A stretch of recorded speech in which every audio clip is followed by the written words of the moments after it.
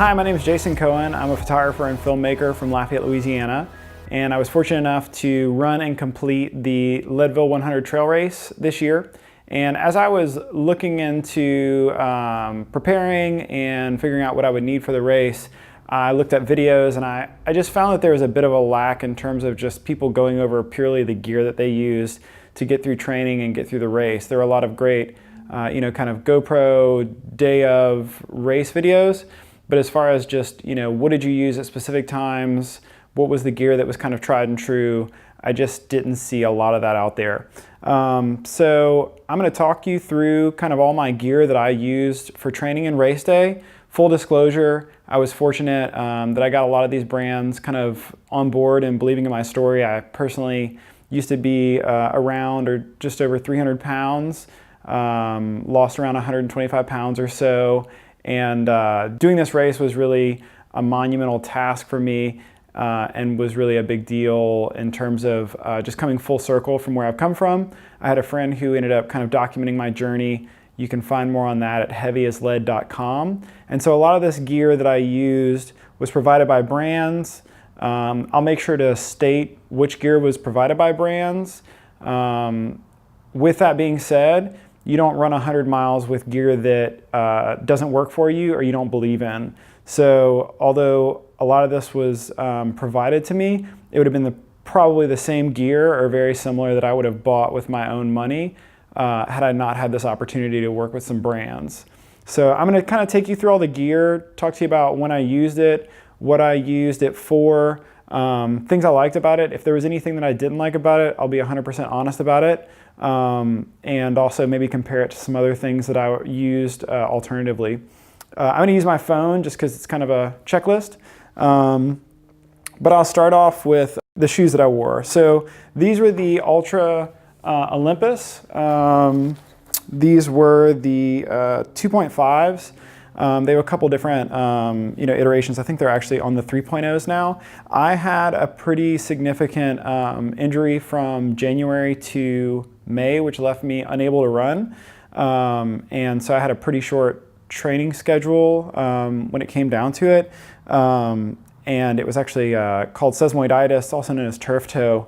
And I just had a lot of pain on the underside of my foot. And so I ended up having to go with the max stack height that Altra offered. And these shoes were great. I typically wear a 12.5. I wore a 13 for training and for the race, just for all the downhill. But really fantastic shoe. I had zero blister issues, which I'll talk about that and other things that may have helped out with that. But these shoes were absolutely fantastic all the way through training, all the way through the race. I went through 2 pair. I changed shoes at mile 60. Just had a fresh pair of socks and Gators. But these are my shoes that I wore, and they were absolutely fantastic. Tons of grip. If you're into speed, they're not the fastest shoe. They're definitely a little bit clunkier, a little bit heavier. But for as far as protection, especially for my needs with my injury, and then also just just general all-around comfortability of the shoe, really fantastic. Next up, because I had such a short training schedule, I was constantly just looking for ways to make my recovery go as quickly as possible. And a buddy of mine, Marcus Cook, introduced me to Compex. It's a muscle stimulation device. And what it actually does is you put pads on your body and it sends electronic stimulation throughout these little sensors. This particular unit is the Wireless USA unit. So you've got these guys, you connect them on your quads, you can do it on your shoulder, on your calves, on your glutes. You have this nice little wireless controller, and that allows you to control what kind of settings you want as far as the intensity. They have a bunch of different programs on it. This was really great whenever I was injured, to help those muscles continue to stimulate. And I think, when I talk to physical therapists, they say that they use these types of devices within therapy because it allows your muscles to activate, it prevents muscle atrophy. And really for me, like I said, January to May, I couldn't run. So I was cross-training on an elliptical machine, I was doing water running, I was doing the bicycle trainer, And this, I think, really helped me to keep my muscles firing a lot whenever I wasn't able to run. So I'd put it on my legs a bunch, and it would just keep those muscles firing. Also, whenever I started back up in May, from May to August, I used this basically every night for probably an hour to 2 hours just to stimulate recovery. It's got a bunch of different settings on it. Feel free to comment in the comment section below if you want me to get into details on that. But I basically just, I would go through a couple different settings. They have some recovery settings that are really great. I'm a little freaked out by electricity, and I was a little freaked out initially. But once I got past, actually learning how it could be useful, this really provided me a lot of help, I think, in recovery, because recovery became so important with such a shortened amount of time to really get ready for the race as far as running goes. So after that, I'll go into the Path Projects items that I use for race day. I reached out to Path Projects. I really liked the fact that they were kind of a lifestyle running brand, in that you could go for a run, and then you could get done with that run, go to a coffee shop, and you don't look like you're in running gear. All of their stuff is really well designed. It's extremely comfortable. Many of their shirts maybe all their shirts are actually designed specifically to be anti-odor. And I really just found with all their products that they was comfortable, they look good, they were simple, they're not real flashy. You actually won't even really notice that there's much branding on them. It's very, very simple, which I really appreciate. And the first thing is going to be, let's see, these are the Graves DA shorts. These are the shorts that I wore on race day.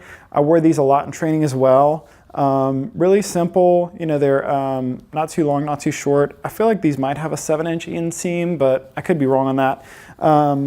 They have a couple nicely positioned pockets. They've got one in the back. It's got their logo back there.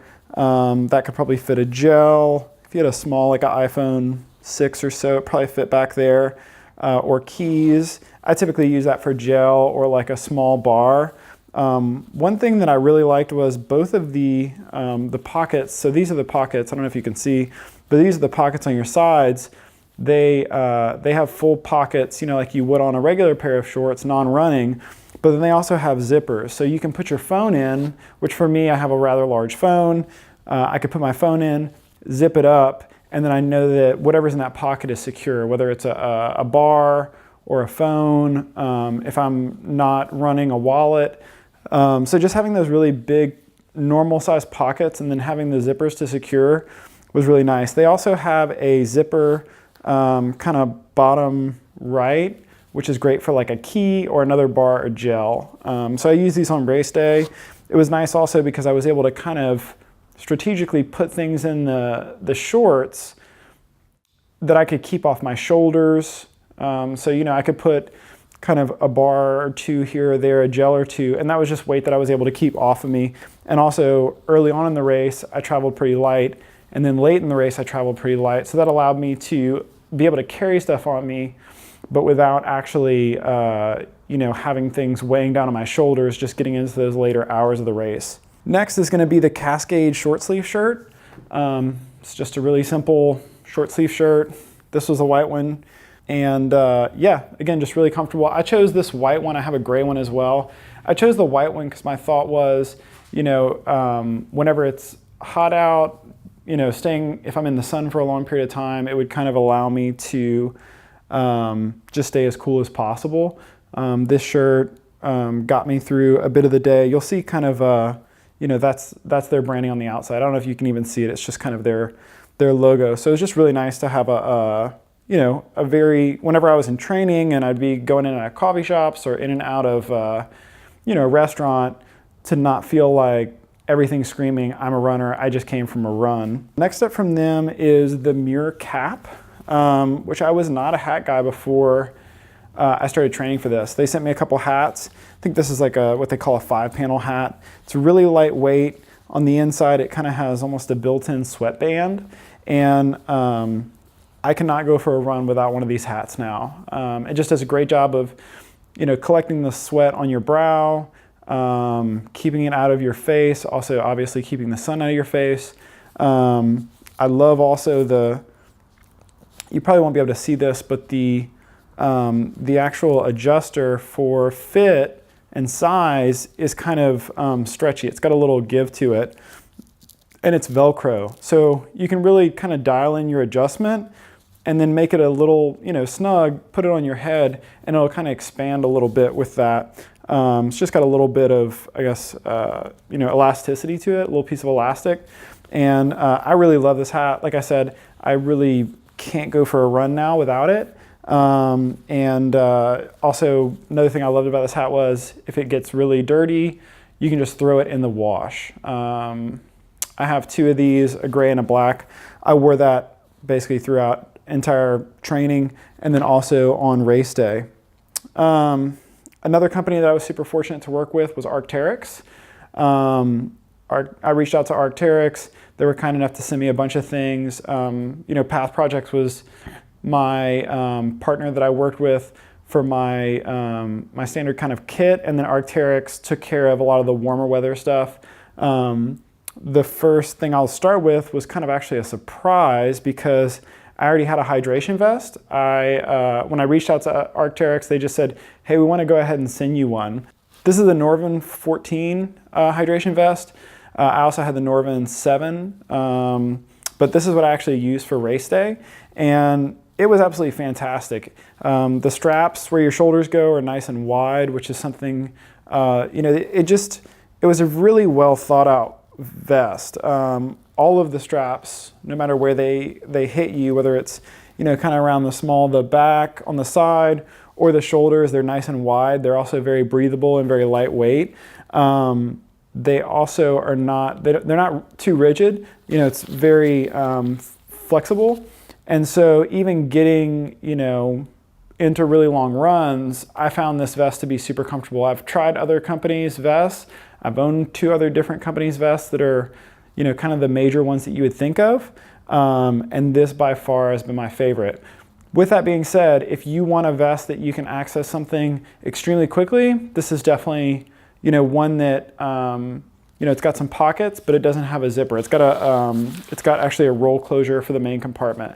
So you basically unclip, you kind of unroll it, get what you need, and then you roll it back up and you clip it back again. With that being said, I would basically keep some of my stuff that I didn't need too much inside of here, like extra jacket, extra vest, Vaseline, those types of things that I wasn't, needing to access every 30 minutes to an hour. And then on the outside, just in different areas, there are plenty of spots where you could keep some of those other objects. It's got a bunch of mesh pockets as well as a couple zippered pockets. I think it has a built-in whistle. It's got a spot where you can kind of, these wings that go around your back, you can slide in your trekking poles, and then it's got kind of a cinch closure to keep it secure. It also came with this water bladder that is from, I believe the company's name is Source. I know it sounds like something small, but you're constantly accessing water. I kept this full with regular water throughout the race, and then I used Skratch in kind of these smaller ones that I would keep actually on my chest. And just the way that you access water becomes super important. I've found that with some of the other companies, like it feels like you're always biting and sucking, and it's really just tough to get out water. Whereas this has a really nice kind of like twist to open, and then you just gently kind of pull on it, and then you can close it really easily. I know it sounds small, but whenever those small things add up, those frustrations, and I really found that this was a great water bladder. In theory, if you're used to something from another company, you could always get another water bladder. If you liked a different type of feed or tube, you could always probably just get a Camelback or some other brand and stick it in. Also from Arc'teryx, I used two different of their long sleeves. This one, I believe, is the Modus LS Crew. And I finished the race in this. I started a different one that was kind of like a quarter zip Yeah, it's just, this one is extremely lightweight. It's enough to, kind of keep you warm if there's a little bit of a chill in the air, but at the same time, you're not going to overheat in it. It's really breathable, really quick drying, and this is what I ended up kind of running through, I think, the later part of the night with. I think I actually, whenever I swapped at mile 60, I changed into this and actually ran through the entire night in this piece. I've also got the RHO LWT beanie, pretty standard beanie, lightweight. It's definitely nothing too heavy. It was great for starting, and then I think I also wore this during the nighttime of the race. And yeah, just a great beanie, very quick to dry. I ended up getting rained on a couple times, and it always dried quickly. I never felt like I was sopping wet, and just really comfortable as well. So great beanie.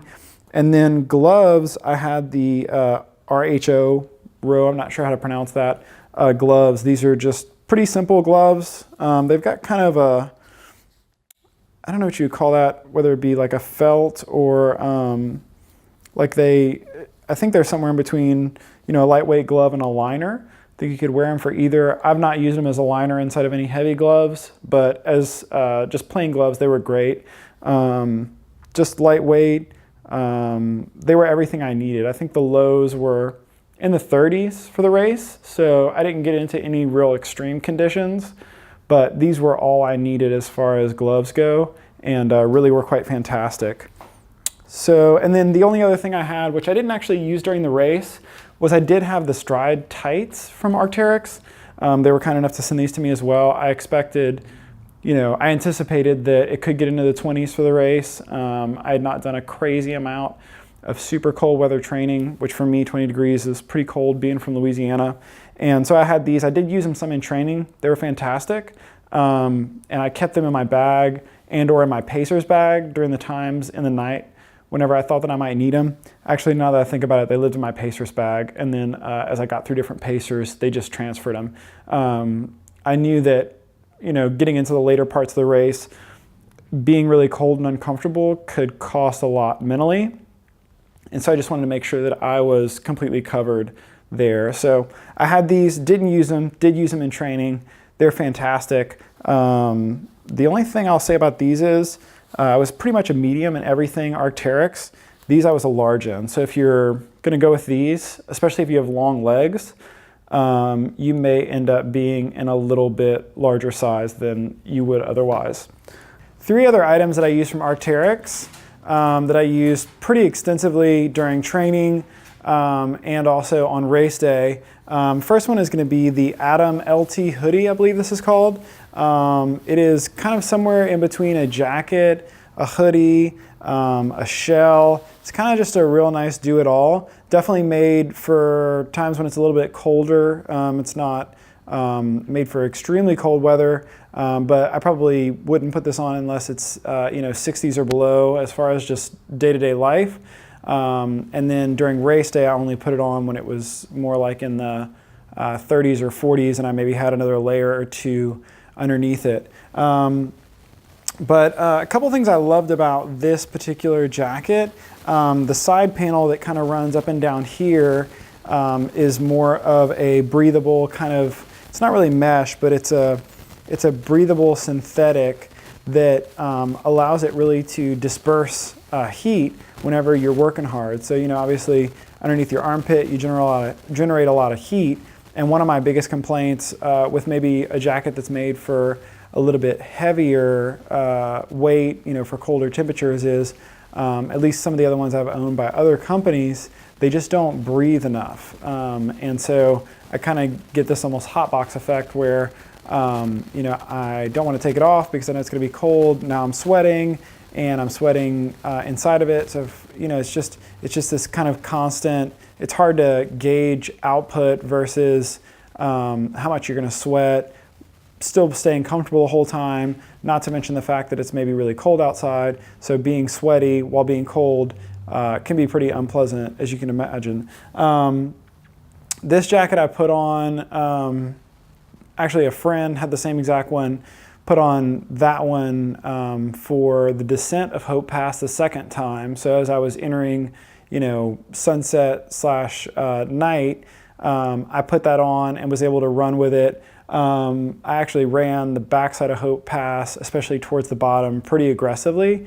My legs felt great, and I was able to run pretty comfortably in this with it being a little cold. I think I ran actually with it unzipped.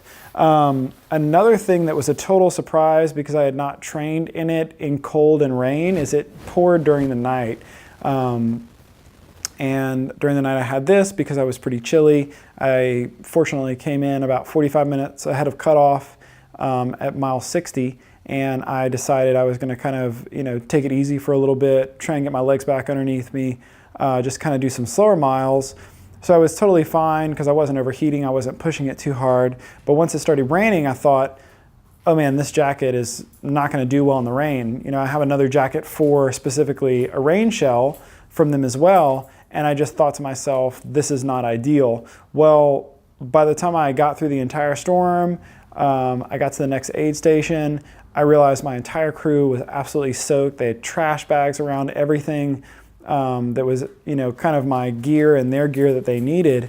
I came in completely dry. I took off the jacket, or I unzipped the jacket just to kind of check and see how I was doing, and I was completely dry. I wasn't overly sweaty underneath it, so I'd done a good job of, you know, breathing for the times that I was running or kind of working hard.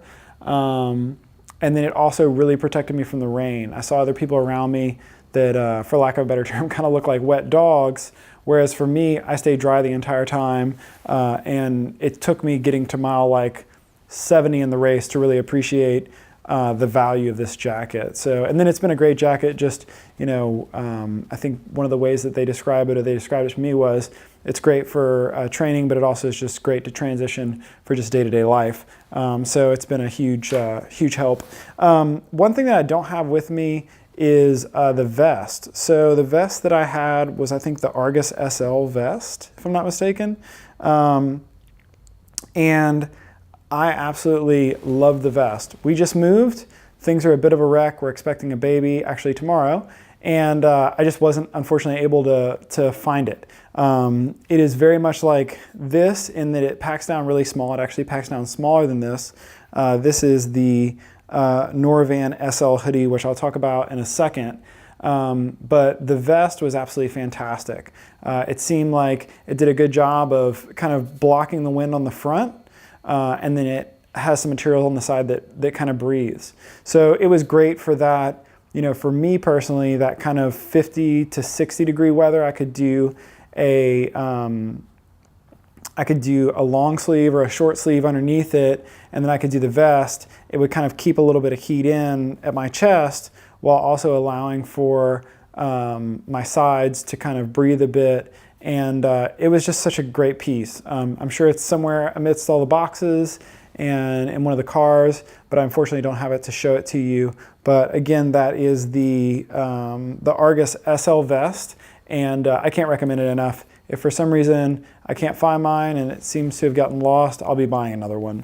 So this is the Norvin Sl Hoody. This piece, again, all the things that I have from Arc'teryx were provided by them. If you were to take away all of the things that I had from them, and I was left with one, this would probably be it. Obviously, as you can see, it packs up extremely small. And this is a Gore-Tex waterproof, breathable rain jacket, for lack of a better term. Gore-Tex, I think, calls this type of material a shake dry material. If you are covered in water and you literally just kind of shake it, the water comes off. It's really quite amazing. Not to mention it's breathable. So all the other running jackets I had had previously, you know, again, you get that kind of hot box effect where you start really moving and you get so hot that you almost want to pull back because you don't want to be sweaty underneath. You know, it's not breathable in the way that a wicking shirt that doesn't have any waterproofness or windproofness breathes. But for being waterproof, windproof, on one of my training runs, we were at the top of Hope Pass. There was probably 50 or 60 mile an hour winds. I put this on, zipped it up. I was totally fine. It was as if there wasn't wind on me. So this thing is absolutely fantastic. It is a bit pricey. The only things that I'll say about it is, you know, it is kind of more of a strict running jacket. I was fortunate enough to also have Sitka send me their Vapor SD, which I did a whole separate kind of recap video on, which is same material and kind of similar. The Sitka has pockets, and it's a bit boxier in fit, and it also does not have a built-in carrying case. The Sitka is more, I think, lifestyle. It's great for running, but I think if, you know, you're oftentimes, maybe if you are a runner, you're looking for things that are more tailored and are more, you know, run specific, then this is the jacket. Even just in the way that the hood is kind of, it's got this nice, it's got a little bit of structure to the edge of the hood. So, you know, when it's over you, it doesn't flap down. It does a nice job of kind of almost giving you a small visor. Everything is very kind of trim and holds close to your body. No extra room for air to come in. Only real complaint I have about it is I would recommend to move this, this pouch up, because I did find that, and you can see it on videos, that the pouch actually would stick out the bottom of my jacket. And so you'd see I kind of had almost like a pouch tail. That can be easily fixed by just tucking it and it doesn't come back out. But, you know, if I had one very, very, very, very minor critique of it, then that would be it. But this thing is actually fantastic. Can't say enough good things about it. I now have transitioned it to where it's just one of those things I always keep in my bag if I'm traveling or if I'm going out. It's so small, light, packable, that it just makes sense to have, whether it's, you know, you might go for a run, it might be a little chilly, it might rain. I use it as my rain jacket now. I was able to get rid of a larger rain jacket that I had from another company that was just kind of big and cumbersome. And the fact that it's breathable just really kind of is the icing on the cake. You know, whenever I'm doing hiking, whether it's for training or backpacking, it's just fantastic because you're actually able to have something that will keep you dry, will keep you warm, or at least, you know, out of the wind, and it still has some breathability to it. So I know that's a technology that Gore actually makes. You can get that, like I said, with the Sitka that I have is absolutely fantastic as well. But I was fortunate enough that to be able to kind of test both of them. Moving on from there, poles. I had previously used a different company's poles. I didn't know much about Leki or Leki, but reached out to him. I had seen a lot of people using these in ultra running. It seems like there's been a huge kind of movement towards them. A lot of people have become aware of them. You see them in a lot of pictures. And so I reached out to him. They were super kind to send them to me. And these are the Micro Trail Pro. You know, you've probably seen from different companies the poles that kind of break down and become collapsible. The thing that I absolutely loved about these was, they call it their trigger shark technology, but you kind of have this glove of sorts where your hand goes in and then it's removable. So I'll cinch this down. So whenever you are you know, you're hiking and this is attached, obviously it fits very securely, whereas some of the other types of poles that I tried before were just kind of a loop and it would just kind of dangle. These actually kind of, you know, because it goes around the top of your hand, it goes around your thumb, and it goes around the bottom of your hand, this really fits like a glove. And they actually make some now that are actual gloves, and they just have this small little loop in here that allows you to go into kind of this space. It clicks in and then you're secure. So if you need to do something, you know, you can grab something, your pole's not dangling around. If you need to actually get into your pack or do anything more significant, it's just that quick, you know. And I really think that also because it's so secure in that hand area, you have a lot more dispersion, if that's the right word, as far as allowing your entire hand to take on that weight as you're pushing up. Whereas the ones with the little tiny leash, what I found was it was always cutting, or it was always painful on one specific area. Whereas this, it distributes throughout your entire hand. There's zero pain with it. And I actually wouldn't recommend it, but I didn't train a ton with poles leading up to it. I did some training, but even with the kind of the lower amount of training that I did, which I wouldn't advise, I was totally comfortable in these. And I think that's large in part because of the fact that they do such a good job of keeping your hand comfortable. And I think if you're doing a colder race, going with the Trigger Shark with the glove built in would be a fantastic way to not have to have a glove. The way that I did it was I had gloves, and then they would go into this kind of harness, and then it would go into the poles. Whereas since then, they've kind of come out with some other options. So those are the Leki poles. I really loved them. They were a bit of a surprise. I didn't expect to be such a fan, but really, I can't say enough good things about them. Also, they're extremely lightweight. They seem to be extremely durable. Yeah, the cork on them is also very comfortable. So that's them. So I'll talk about a few things that were not sponsorship items. These are things that I bought with my own money through just testing and trying to find the best thing to kind of suit my needs. The first one is this Naked Running Belt. Naked Running Belt is basically just this mesh kind of band, fits all the way around your body, and it's just panel after panel of storage. And the thing I didn't necessarily love about other running belts was I did find that you'd have kind of front-loaded weight, and then where there wasn't any weight, it would get tight, or the front-loaded weight would kind of like bounce as you run. With the Naked Running Belt, you can actually kind of distribute it, since the entirety of it is a pocket. It is divided, but in every direction, 360, you're able to put storage in.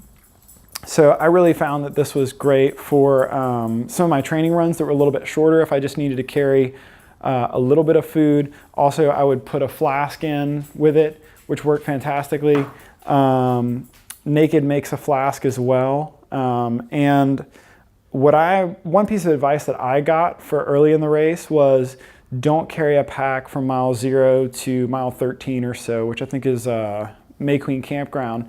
And the person just said, save your shoulders, save the weight. And the reality is, at that point in time, it's still pretty cold out. You're not really needing a ton of hydration. You're not probably eating a ton. And so what you need on you is pretty minimal. It's very flat. And so I took that approach. I wore this for the first 13 miles, then took it off. And then the plan was to wear it for the back 50 of the race as well, and have my pacers, carry some of the heavier stuff. So again, I'm able to carry 1 to 2 water bottles, several gels and bars, and really do it in a way that's very comfortable. There's really not a spot on this to cause a lot of friction. There's no real hard surfaces. And so this belt was fantastic. I can't say enough good things about it. The other thing I did for the very beginning of the race was I just carried a single handheld water bottle, which I trained with this a lot for my shorter runs. And this was, I think it's by Ultra Inspire. This is just the one I used. I found it fit my hand well. It's very comfortable. It's nicely adjustable. I could go from hand to hand, and it was extremely comfortable. And this was not a sponsored item. This was just something I found on my own. It has room for a couple bars and or gels. And, I think if I was going to do it again, I would follow that same approach again. Carry as little as possible for the first 13 miles. And just basically save your shoulders, because in theory, it's over 10% of the race. And those are those early miles where, the more weight you have, it can really add up later on in terms of, if you start to have a shoulder issue early on, you can kind of defer that weight that you're carrying until you get in past May Queen, which I think is around mile 13. So it's just the approach that I took. It did mean that I had to, keep my pack at the first aid station.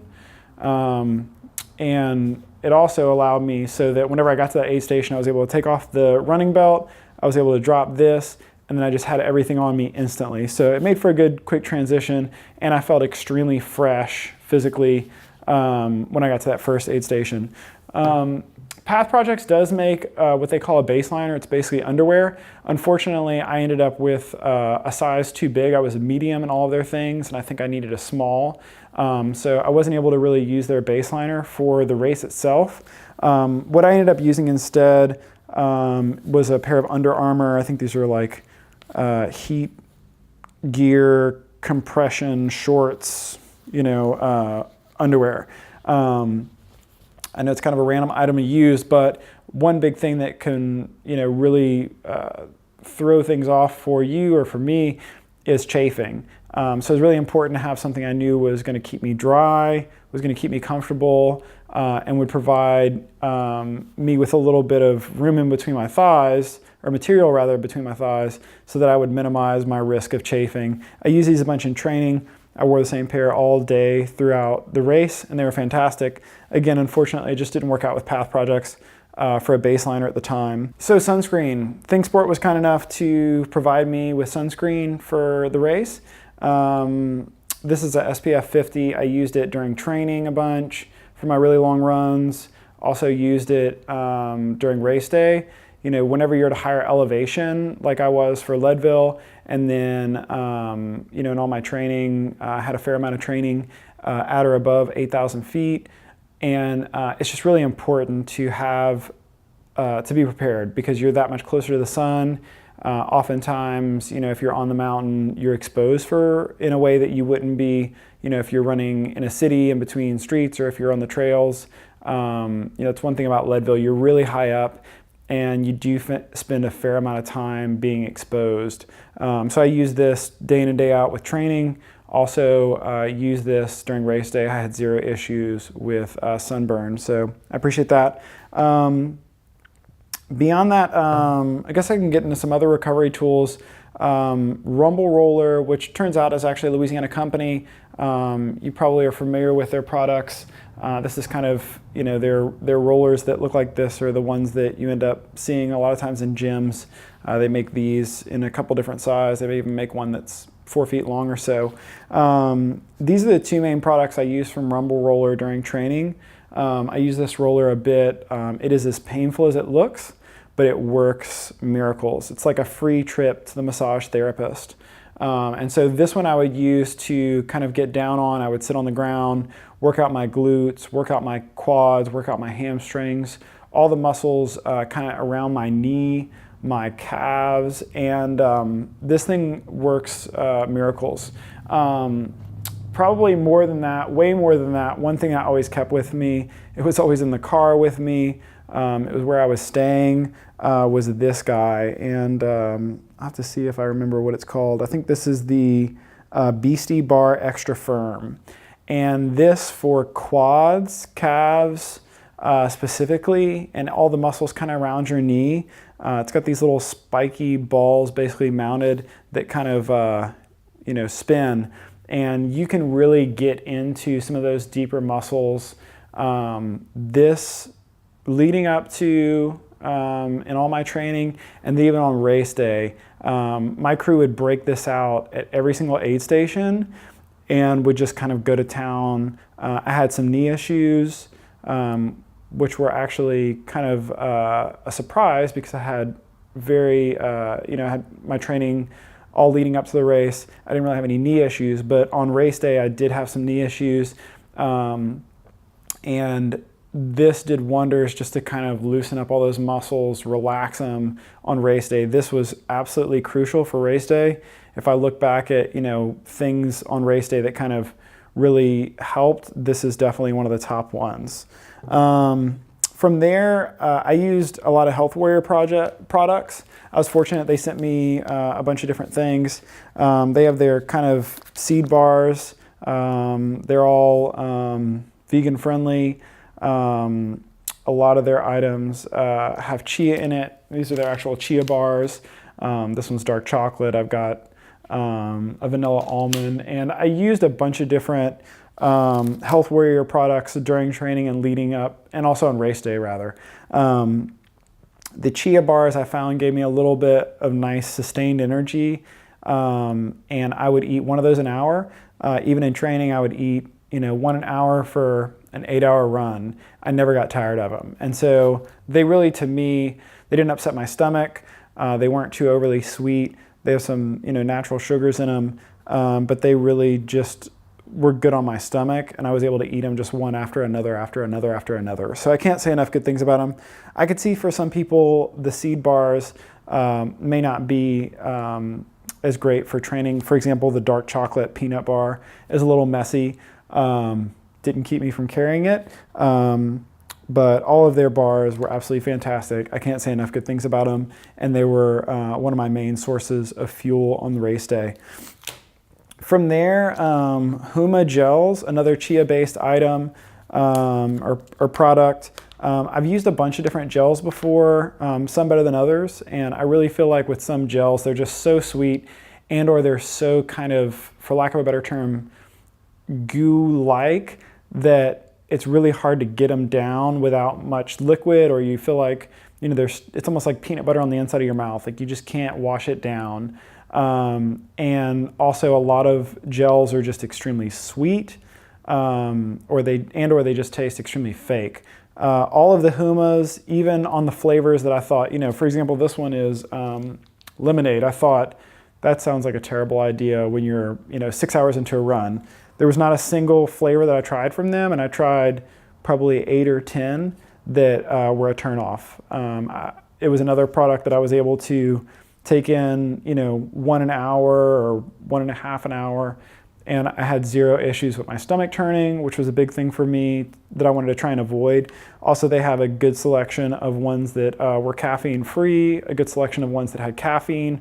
Also, some have you'll see like a 1x caffeine or a 2x caffeine, so you kind of know what you're getting into.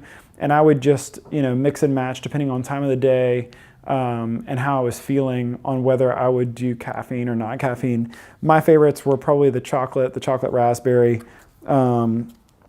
but really all of them I was really happy with. This is kind of a random one, but I knew that I wanted to have a little extra pep in the middle of the night. People had warned me, especially I had not done any overnight runs before, had said, be careful, make sure you have enough caffeine. The nighttime is really gonna be a struggle. And I'm a bit of a coffee person, so I ended up connecting with Passenger Coffee, and they provided this, and it's actually instant coffee, which I know sounds crazy, but instant coffee has come a long way.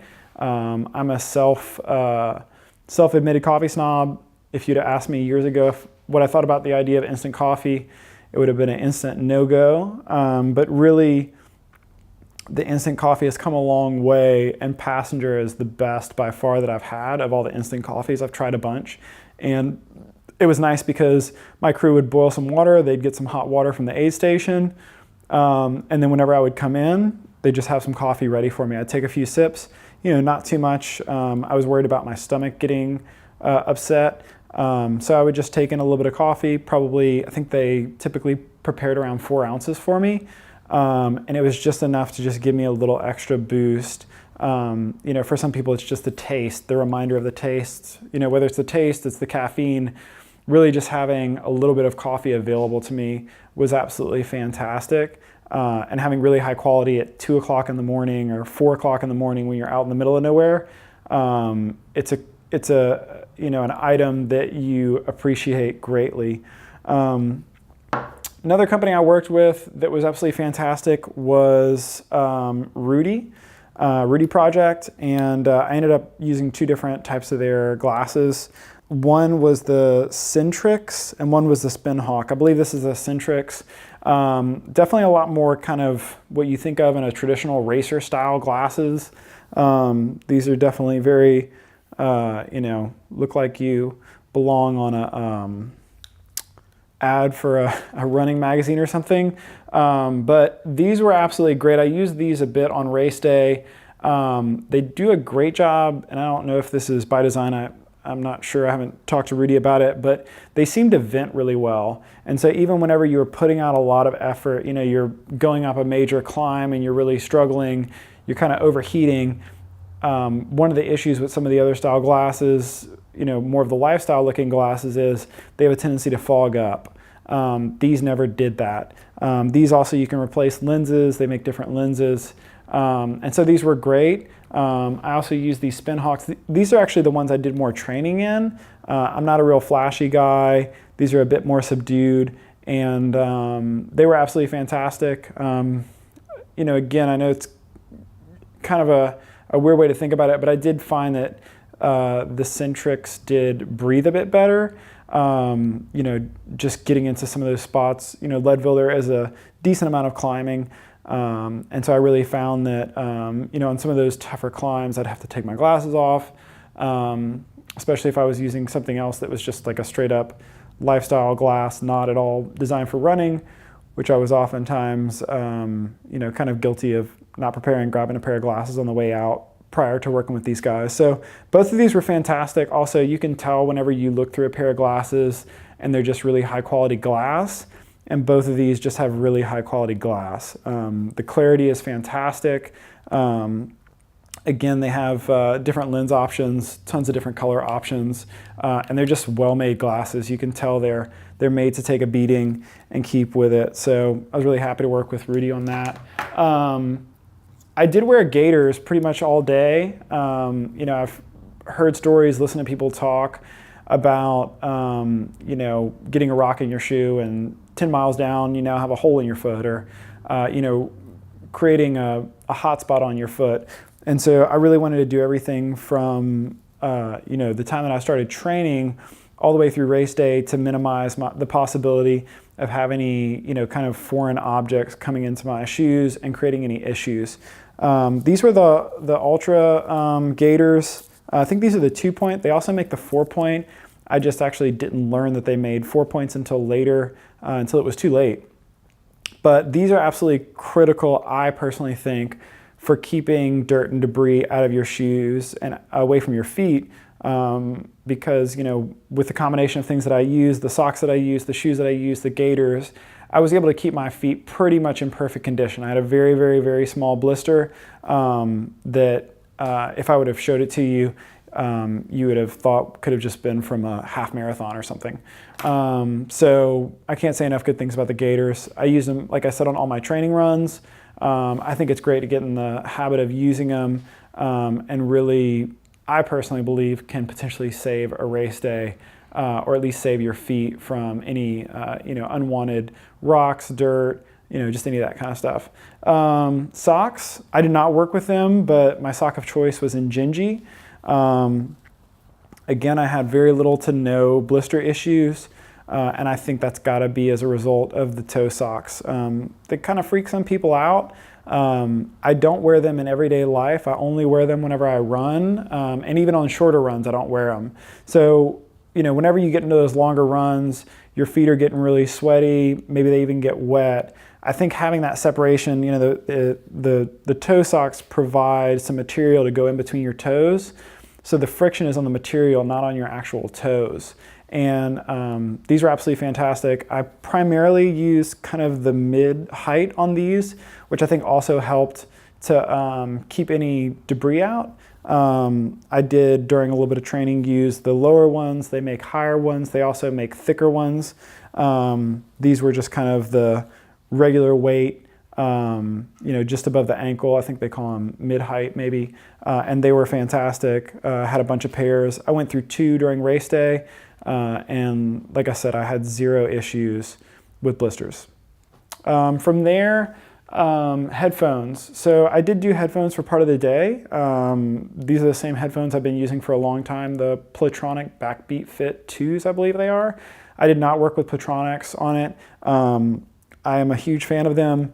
They're, over the ear. They tend to fit. I have issues with fit and with a lot of headphones or ones that kind of fit in your ear.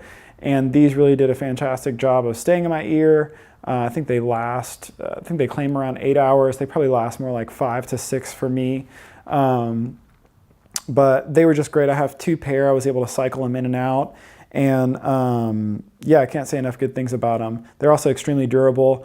I've been in rainstorms with these. I've been running and gotten completely hosed by a 18-wheeler running through a puddle, and they've really stood the test of time. Watch-wise, it was a little important to me to have a watch, or try and have a watch that would potentially last all race. I wasn't really focused on my finishing time, but I was very focused on staying ahead of the cutoffs. And so I wanted a watch that I could start with and that I could finish with and that would give me miles. I typically didn't wear a watch in training previously. I don't always wear a watch in training. But at the time, there was really only one watch that I could point to in all my research that gave you 30 hours of run time, and that was the Garmin Phoenix 5. I did not work with Garmin, but I have been extremely happy with the watch. We did, at mile 50, plug in a small USB battery, and when I crossed Hope Pass, I think my pacer actually carried my watch, or maybe I carried my watch, attached to the battery, just to be safe. There's a way to kind of put it on an extended battery mode, which we did have it on, but just to make sure that I didn't get to the finish line and it dies right before.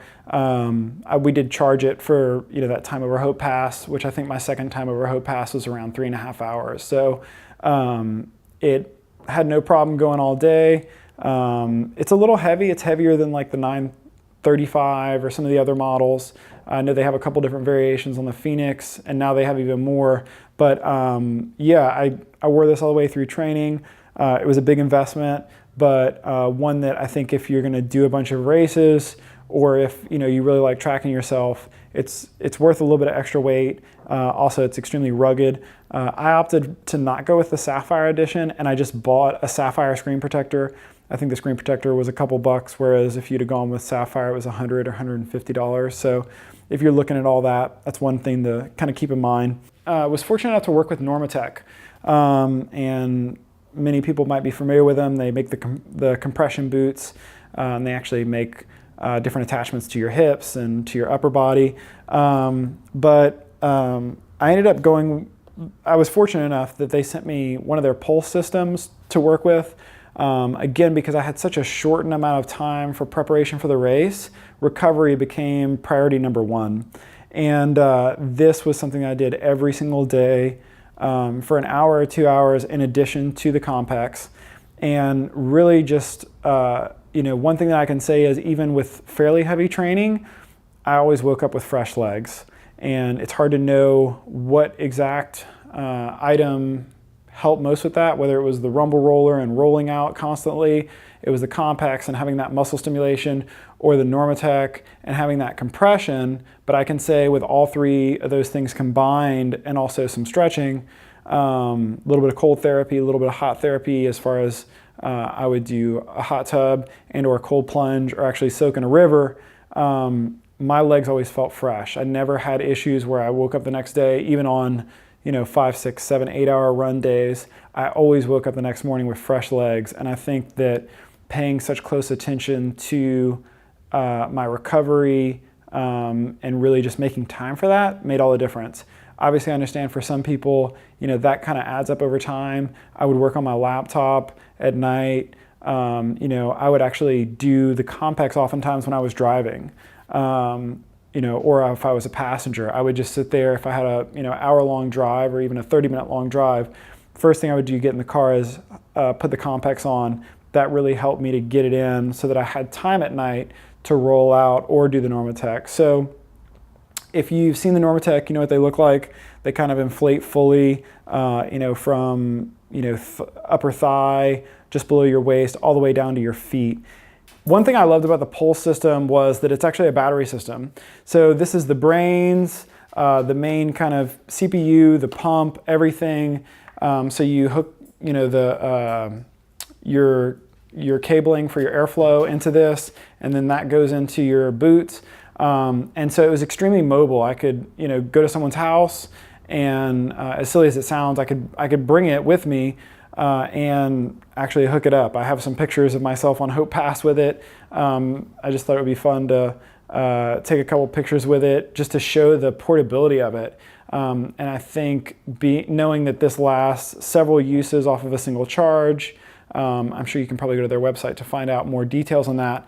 But then also knowing that I could go for several hours, multiple days back to back, I didn't always have to worry about being right next to a plug. So that was huge. Again, it's hard to know what exactly had the biggest impact on my recovery and how I felt, but I can't help but think that all of these things put together really helped me to keep my body in a healthy condition, to be well recovered. And by being well recovered means the next day I could go out and push hard again, which was really important for me since I only had about 3 months or so leading up to the race for any real training. Everything other than that was training, but it was non-running training. And then I just had to kind of rely on what I had built up prior to 9 months before the race. And then the last thing this is the Helinox Sunset Chair XL. And Helinox was kind enough to send this to me. I've got a couple of their other products. And it's basically just a chair that you set up, that I would set up at aid stations. It's kind of an oversized chair as compared to other camp chairs. You'll see it's a little bit bigger than some of the other ones that I've used. The other one that I have is probably a third of this size. But this was really nice to be able to pack up a chair, throw it in a backpack. For Leadville and other races, your crew might have to walk a half a mile or a mile to where you're going to be able to set up for your aid station. And so being able to have something that was compact, that they could throw in a bag, it's got a handle that they could carry from aid station to car to aid station, and then I would actually have a place to sit down in between, if I was changing my shoes or if they were gonna, roll my legs out. That really made a huge difference for me in terms of, not having to sit on the ground or sit in, just kind of a dinky beach chair. And so this was fantastic and I appreciated it. I think other things to talk about, fuel-wise, these were some of the main things that I used. Alternatively, I did do peanut butter and jelly sandwiches, which I had probably, I had one per aid station. I also did sweet potato, avocado, and salt burritos, which I did those pretty often. I think, in review, if I could do anything differently just in learning, I would have probably relied a little less on the burritos. I did probably 2 of those per aid station. I would usually eat one, and then I would take one to go, or I would take 2 to go in my backpack. Those were not the best plan as far as my body being able to break it down, transfer it into fuel, but also my body just being able to break it down. And the longest training run I actually had leading up to the race was 31 miles. That was the longest I'd run. And so I did all my training runs with these burritos, and I had never passed that mark of 8 hours or 9 hours or 7 hours, and never passed 31 miles. And so I didn't realize what was going to happen when you got past that, and you basically just have 6 or 7 burritos in you. So that's one thing that later in the race I ended up having to go to some sun butter cups. I did end up doing a little bit of Coca-Cola during 2 aid stations, I think. And I basically just, I kind of got behind on my simple sugars, things that my body could just really quickly translate into fuel. That I think about does it. I hope that in looking at my gear, you're able to at least get some ideas for things that you might need, things you might not need. I used all of this stuff extensively. If you see the close-ups, you'll see there's wear and tear on all this gear. It was not babied. It all really stood the test of time and time being used under stressful conditions. I just want to say thanks so much to all of my sponsors that work with me for this project. If you'd like to find out more about the project, you can go to heavyasled.com. Thanks to Mark LeBlanc for helping me kind of document my journey and also for getting me over Hope Pass. Mark was a huge critical part of race day for me in helping me get through some of the tougher sections pacing wise. Also big thanks to Matt Buckner, Jim Gray, and Jason Brown for being my other pacers and my entire crew. I had a fantastic Leadville experience. I never thought whenever I was 300 pounds that I would ever be on the starting line, much less the finishing line of the Leadville 100. And I hope that this review in some way might help others to prepare for a race, whether it's a 5K, 10K, 50K, 100 miler, 200 miler, just to kind of talk through, break down the equipment that I actually used all the way through training and during race day. If you have any questions, please feel free to leave them in the comment section below. I'd love to hear your feedback. I'd also love to answer any questions I might be able to answer. I had an absolutely amazing time at the race, and I think so much of that comes down to the people I had around me, the attitude that I had going into the race, and also just being able to have access to so much information and so many people who really were open with me about what they were doing in their own training. So if I can be of a resource to anybody to help somebody get through the finish line at Leadville or any other race, I would love to be able to help. I'm on this path and this journey. I'm by no means an expert in this, but I've just had a little bit of experience. And if that experience can help somebody else to help them towards their goals, to reach those goals, I'm more than happy to offer anything I might be able to offer. So thanks so much for watching. Please hit the like and subscribe button, share this videos with others, and have fun out there on the trails.